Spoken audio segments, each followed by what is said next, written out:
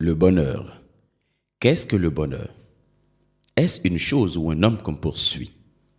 Ou est-il ce bonheur que tous semblent chercher sans jamais le trouver? Certains l'ont cherché dans l'amitié.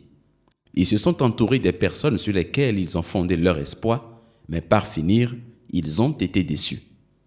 D'autres l'ont cherché dans l'amour. Ils croyaient l'avoir trouvé. Ils ont fait l'amour, mais cela n'a duré qu'un court instant. Il y a ceux qui étaient convaincus qu'ils le trouveraient dans la joie d'être parents.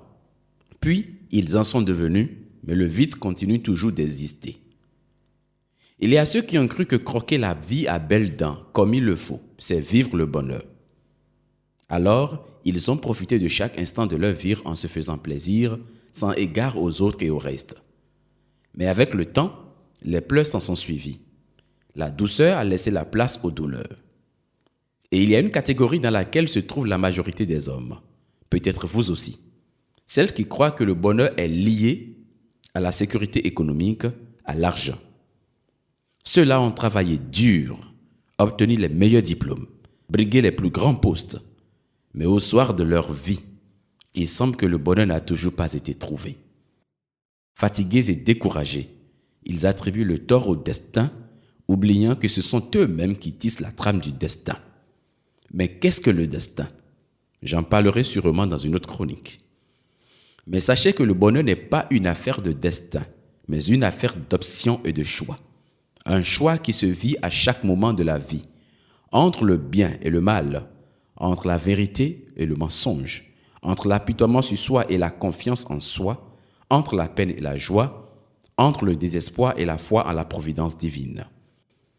Le bonheur est fonction de la décision que vous allez prendre tout de suite.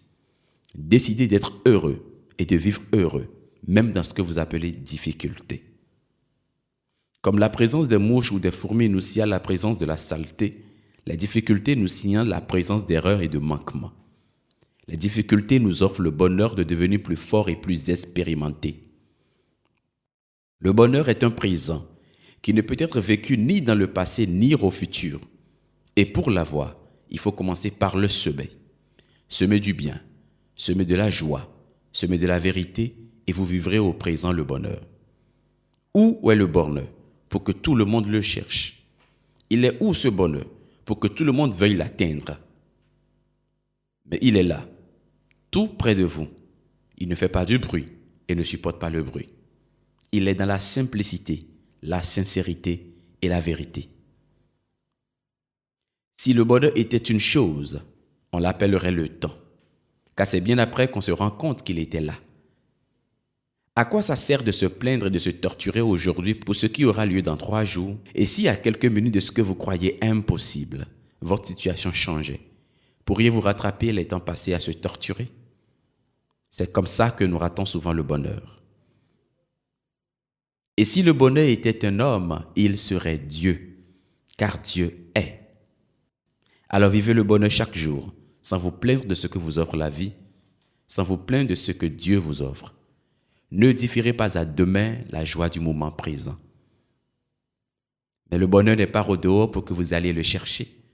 Il est déjà en vous et ne dépend que de vous. Je suis heureux et je vis le bonheur absolu parce que chaque jour est un miracle. Très bonne semaine et à demain.